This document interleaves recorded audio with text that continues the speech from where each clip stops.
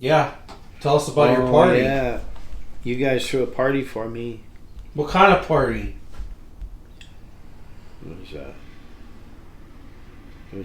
We had a barbecue. They roasted a pig.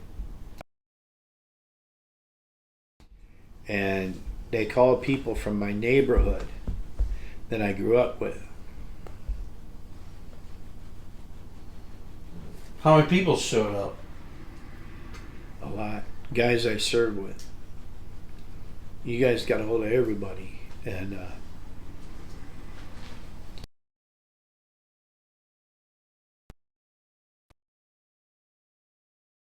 I think we It had was 150 awesome. people there. Something close to that. it was awesome. We had Minnesota, there was Michigan, there was New York. New York. From your neighborhood. We can't forget about Louie. Yeah. Everybody loved Cousin Louie. Yep. Carolinas. I don't know. South Both Carolina. Carolina. North Carolina. Your daughter North came Carolina. up. Granddaughter. People from all over. Huh? There was a band. It was a very big to do. Oh yeah. It was awesome. Very overwhelming. And we're doing it again this year. Second annual. Yeah, we're going to do it every year. So we had the big pig roast. That was fun. You got to wear your 3% t-shirt. Yep. Represent. And then after the pig roast, what did we do? The pig roast was like a three-day party. It was awesome. And then we've been on multiple vacations. Oh my gosh. Right afterwards, Patrick went to Minnesota. Yeah, you went to Minnesota with your brother. Oh yeah. And you went and took pictures of Mercy Playground for me and Dan. Yes. We had to find it, and we did.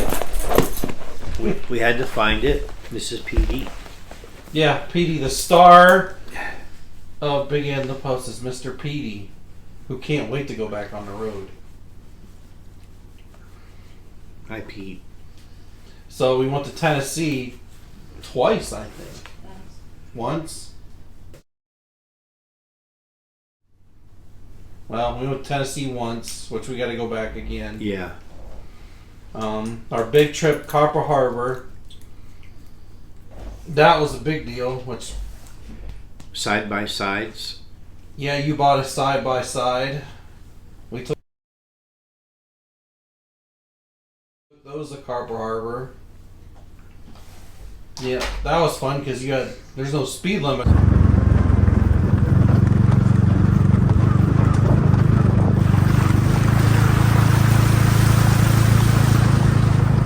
Out there, but at camp with the side-by-side it's 15 miles an hour.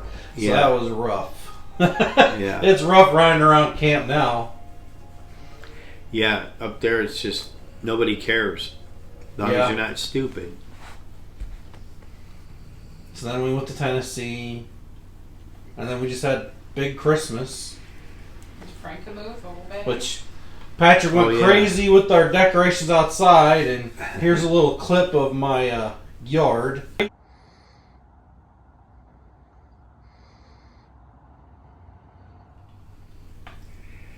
Never enough.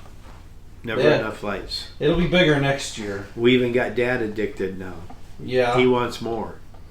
We did up the inside of the house, which it still is. We put everything out. And then we ended up getting hooked on these baseball cards somehow. We're going back to our youth. Yeah. We're having fun with that. Actually, after Yeah. this, we're going to make a bunch of videos. We've got And Star Wars cards. and Star Wars cards. We've got a whole bunch of baseball cards to open today. Now, moral of the story is you got to keep looking forward. Make plans. Just like you saw the big doctor in The other day. that said came the from the same Mayo thing. Clinic. He said, make plans. Yep. 2 years out. Make your plans. And we are. We are. I've not changed my lifestyle since it started. Changed diet. But as far as just giving up, and no. I'm going on as before. Because just, if all you got to think about all day is cancer and termination of, your expiration date, that's not quality of life. So this is gonna be this is a really long video, obviously, and I pretty much think we've covered about everything that we wanted to cover. For somebody who's just finding out that they have this terrible affliction, what would you tell them? I mean, just finding out the doctor, what would you tell them? Look, if the doctor tells you you got an expiration date, find another doctor immediately. Do not. Why do you want to tie yourself up to somebody that's already given up on you? They know nothing about you. You can't tell what someone's like from a CAT scan. So find a doctor that's not going to give you an expiration date. Now, as far as some of the things I've told you about, the Fen-Ben, the high pH water, no sugar, no red meat, do your own research. Find out what works for you, what you're willing to try. You may not be willing to. Like, your palliative care is your biggest advocate, and you need to do your research. She's been great. And even when she says, I don't know about that, I don't know, she's not negative in any way. She's telling you based off of her knowledge and her training. You try what works for you, what is acceptable to you. Don't take my word for it or any other one individual. And plan for the future. Don't stop your life. And your loved ones. I know people that have breast cancer that their mothers did, but they knew nothing of the DNA chart, where they could have had it looked at a lot sooner. So if you got it in your family, look at the DNA testing, get a scan, and we're going to try to do these every week, every couple weeks, whatever. I'm going back to work, so it'll be harder, but maybe do some update videos. But this was your idea, it wasn't my idea. It was mine. I approached him. That's a fact. So, if anybody's wondering, I just want my purpose. I've got 2 kids, I've got 2 daughters, I got 3 grandsons and 2 granddaughters, and I want to be around as long as I can, and I'd like everybody else to be around as long as they can. And enjoy their time. And believe me, I'm 61. I've lived a great life. I've seen things most men can't. It's cool. I can handle it. But people are like, oh, you must feel terrible. I lost a lot of guys I served with at young ages. We had a plane crash in Spain. My buddy, my ex-roommate, he was 22, I lost guys all through the military. And then Desiree has someone she knows that works at the Children's Hospital for children in a different place. And children, a cancer unit for children. And I think if one of my daughters had gone through that, I don't know how I would have handled that.